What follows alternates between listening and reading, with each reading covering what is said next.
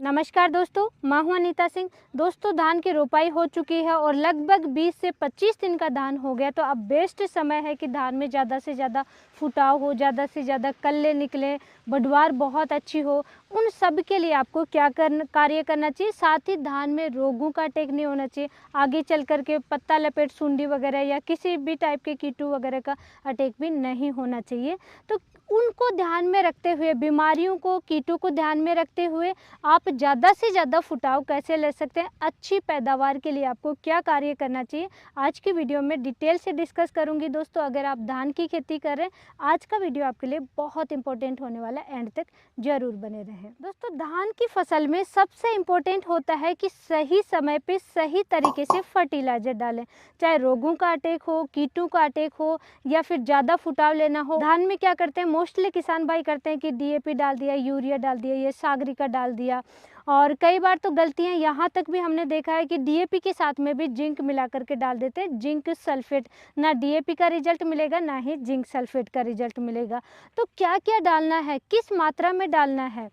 दोस्तों, धान जब आपकी 20 से 25 दिन की हो जाएगी, उस समय ज़्यादा से ज़्यादा फुटाव के लिए, पीलापन नहीं हो, धान में पीलापन आने लग जाता है जब 20 से 25 दिन की होती है, तो फुटाव ज़्यादा नहीं होता है और नई पत्तियों में पीलापन दिखाई देता है। उनके लिए सबसे इम्पोर्टेंट है जिंक आपको डालनी है।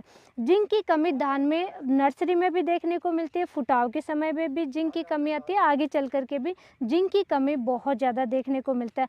और जिंक की कमी रहेगी तो कीटों का अटैक भी बहुत ज़्यादा, रस चूसने वाले कीटों का अटैक बहुत ज़्यादा होता है, तो उनको भी कंट्रोल करना है। इसलिए आपको जिंक डालना है, लेकिन जिंक आप चिलिटेड फॉर्मुलेशन में नहीं डालना, आपको जिंक सल्फेट का इस्तेमाल करना है, जिसमें भी सल्फर भी आता है और जिंक भी आता है। जिंक 33% भी आती है और 21% भी आती है।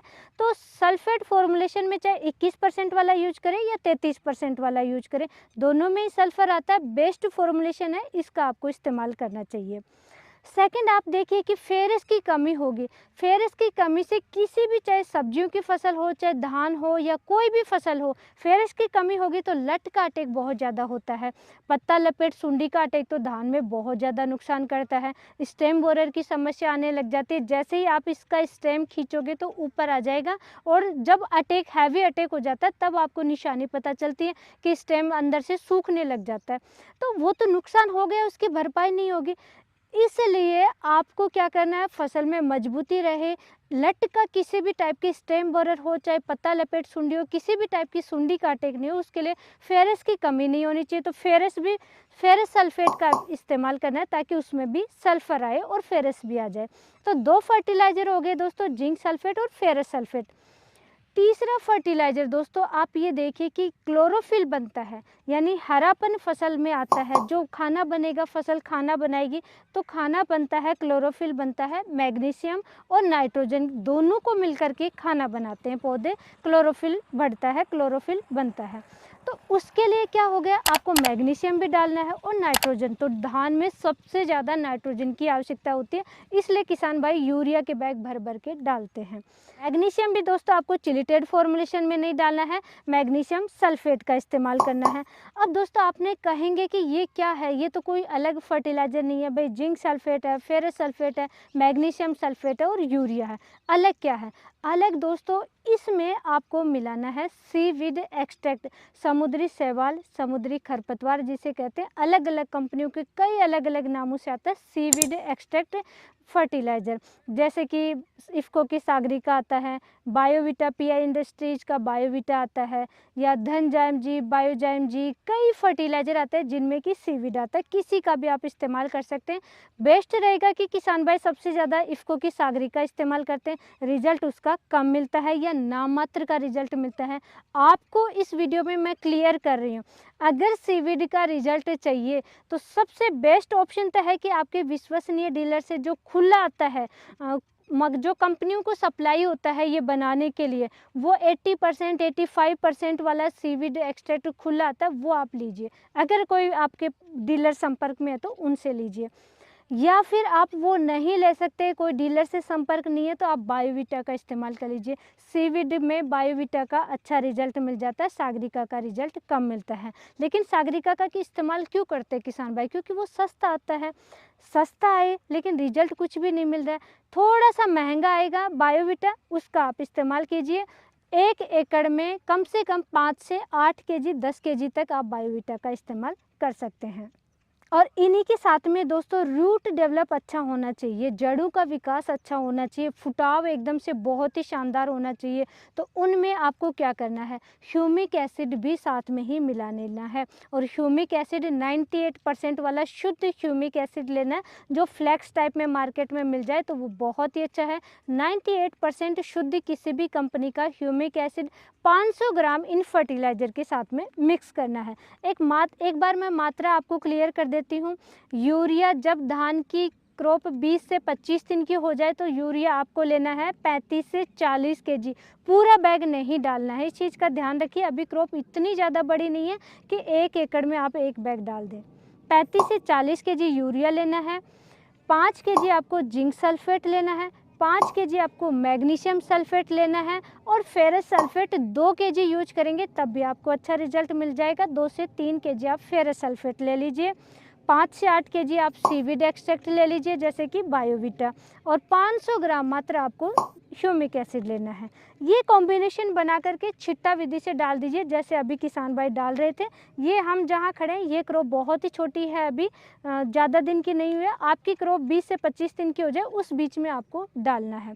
डालना कैसे, यहाँ पे भी दोस्तों सबसे बड़ी सावधानी रखनी है। एक तो पानी ज़्यादा भरा हुआ नहीं होना चाहिए कि आपने डाला लीच आउट हो गया, जड़ों की पहुँच से नीचे चला गया। यूरिया क्या होता है, लीच आउट सबसे ज़्यादा होता है। तो यूरिया के लिए और जो भी फर्टिलाइज़र है वो सारा अपटेक हो अच्छे से, उसके लिए है कि पानी जिस दिन आप धान में आप फर्टिलाइज़र डालें उस दिन पानी बहुत थोड़ा थोड़ा होना चाहिए। इतना सूखे में भी आपको नहीं डालना है, थोड़ा थोड़ा पानी होना चाहिए, तब ये फर्टिलाइज़र मिक्स करके सुबह के समय या शाम के समय आपको डालना है और पानी प्रॉपर रखना है। शॉर्ट में आपको रिपीट कर देती हूँ, जिंक, फेरस, मैग्नीशियम, नाइट्रोजन और सल्फ़र, क्योंकि जो सल्फेट फॉर्म में जो फर्टिलाइज़र डाल रहे हैं उनमें सल्फ़र हो गया। इतने पोषक तत्व चले जाएंगे। सीवीड में तो बहुत सारे पोषक तत्व आते हैं तो वो भी अवेलेबल होंगे। साथ ही आपने ह्यूमिक एसिड भी डाल दिया। इनसे होगा क्या, फ़ायदा क्या मिलेगा, आपकी धान में ज़्यादा से ज़्यादा कल्ले निकलेंगे। सबसे पहला फ़ायदा है पीलापन बिल्कुल नहीं होगा। जिंक की कमी नहीं है तो रस चूसने वाले कीटों का अटैक नहीं होगा। फेरस की कमी नहीं है तो पत्ता लपेट सुंडी है या किसी भी टाइप की सुंडी है, बोरर वगैरह है, होपर्स वगैरह किसी भी टाइप के उनका अटैक देखने को नहीं मिलेगा। सल्फर आपने डाल दिया है जो कि फंगिसाइड का कार्य करेगा, तो धान में जो फंगस जनित रोग आते हैं शुरू में वो फंगस जनित रोगों का अटैक भी देखने को नहीं मिलेगा। तो आपकी धान बिल्कुल स्वस्थ रहेगी, दवाइयों का खर्चा कम होगा। फर्टिलाइज़र में ज़रूर आपको लग रहा है कि इतने सारे आपने बता दिए, लेकिन कम कम मात्रा बताई है और ये सारे मिक्स करके आप डालेंगे तो आपको रिजल्ट बहुत शानदार देखने को मिलेगा। आप ये फर्टिलाइज़र डालेंगे उसके 10 दिन बाद में, 7 से 10 दिन बाद में आपका खेत देखना और पड़ोस का खेत देखना, सबसे शानदार धान आपका रहेगा। इतना शानदार रिजल्ट मिलेगा दोस्तों। आस पड़ोस के लोग भी आपसे पूछेंगे भाई आपने क्या डाला है, इतना शानदार रिजल्ट मिलता है। तो ये कॉम्बिनेशन बना करके आप डालिए। सबसे बड़ी सावधानी होती है धान में जब फुटाव हो रहा है कि पानी जैसे मिट्टी में तरेड़ चलने लग जाती है, लकीरें से बनने लग जाती है। पानी एक बार तो आपने खूब अच्छे से भर दिया, बाद में पानी सूख जाता है और पानी कई दिन तक आप नहीं देते हैं। ये गलती नहीं करनी है। वहाँ पे ही एक तो इंसेक्ट का अटैक बहुत ज़्यादा होगा, फुटाव कम से कम होगा। तो नमी हमेशा धान में ज़रूर होनी चाहिए। धान में 2 ही चीज़ों की सबसे ज़्यादा आवश्यकता होती है, एक तो पानी और दूसरा नाइट्रोजन। इनकी कमी आपकी धान में बिल्कुल भी नहीं होनी चाहिए।